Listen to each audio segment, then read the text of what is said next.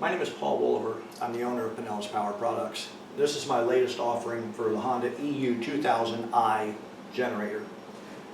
If you're familiar with some of my work in the past, you'll notice that I developed an electric start wireless remote controlled version of the EU2000. It would start it, stop it, toggle it in and out of economy mode, and turn the outlets on and off all by remote control. There were two issues with that. Number one, it was extremely complicated for the end user to install, and number two, it was extremely expensive. This latest offering returns to the roots of the EU2000. Keep it simple, keep it small, keep it lightweight, keep it inexpensive. This is simply a remote shutoff. It is not started or anything else. So the purpose is that if you're camping and you're laying in your sleeping bag and you want to shut off the generator at night without getting dressed and getting out of your tent to do so, you can simply press the button. Or if you're a truck driver and the generator is mounted outside in a storage compartment of your truck or something like that, and you're laying in a bunk and you're ready to shut it off without getting dressed and getting out of the truck at night. Installation is extremely simple and straightforward. Remove the side panel, and you'll notice down here there are some wiring plugs. There's a 2-wire plug, a 6-wire plug, and a 1-wire plug. The 2-wire plug goes to the back of the on-off switch. Simply disconnect the 2-wire plug. So now you got both halves of it open and exposed. Take the radio unit. The radio unit itself, as well as the antenna, is right here. Then there's a wiring harness.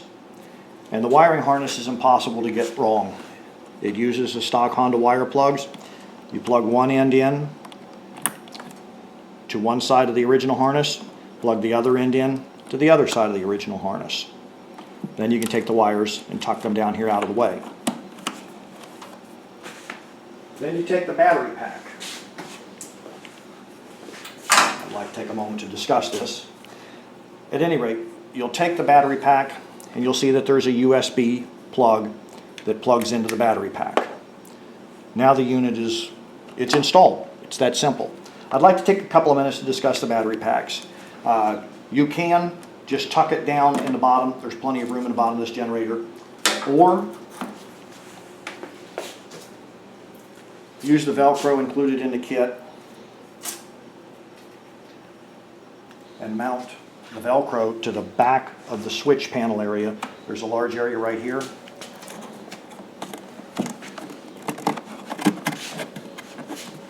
And you can see I've got the Velcro stuck right here.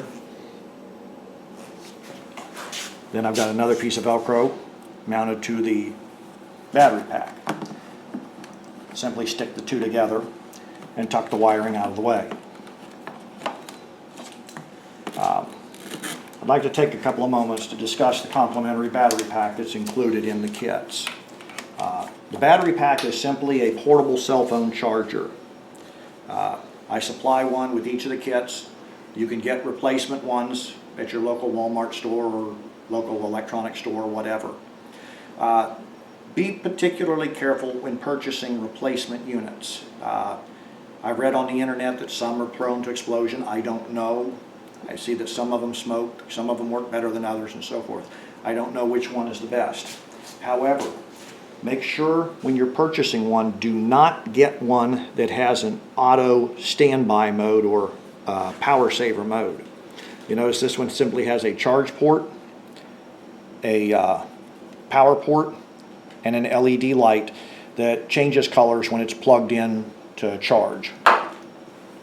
Here's another style, and it has a charge port, a power port, and then there's an LED light concealed behind the tinted panel here. Again, there's no standby mode. I had several hundred of these made up with a shameless advertising plug. However, the manufacturer sent me the upgraded model that has an auto standby mode or power saver mode. If you're not using it for more than a minute or something, it shuts off and you have to press the LED, which turns it back on again and shows green light that it's fully charged.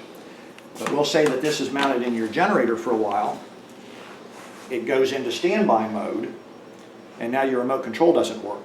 So you've got to walk over to the generator, open this up, push the button to put it into standard operation mode. And at that point, what's the point in even having a remote control if your battery bank has gone into standby mode on you? So be very careful when purchasing additional batteries for them. I'm going to go ahead and set this in here. I want to go over everything before I go starting it up. My kit includes a charger for the battery also. And you can plug it into the front of the generator, plug one of the USB cable ends into the charger. And I've cut the sides away so that you can plug both in at the same time.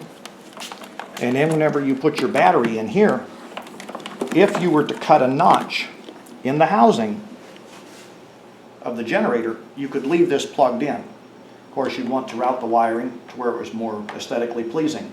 But if you were a truck driver or something and you wanted it to where you didn't have to pull the battery out and recharge it, then you'd be all set then. These batteries seem to last about a week on standby without recharging.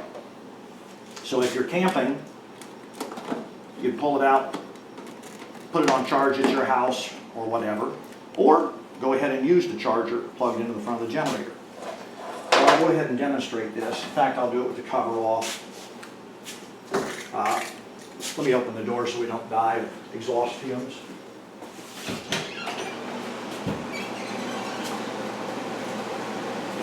Okay, starting the generator straightforward and simple. You choke it, turn the main switch to the on position, and pull the rope. You can shut it off with the stock shut-off switch. Turn it to the on position. The generator will not run with this switch in the off position. They are hooked in parallel. So you can either shut it off by this or shut it off by that. But we'll go ahead and restart it. And shut it off with this. You simply press the button.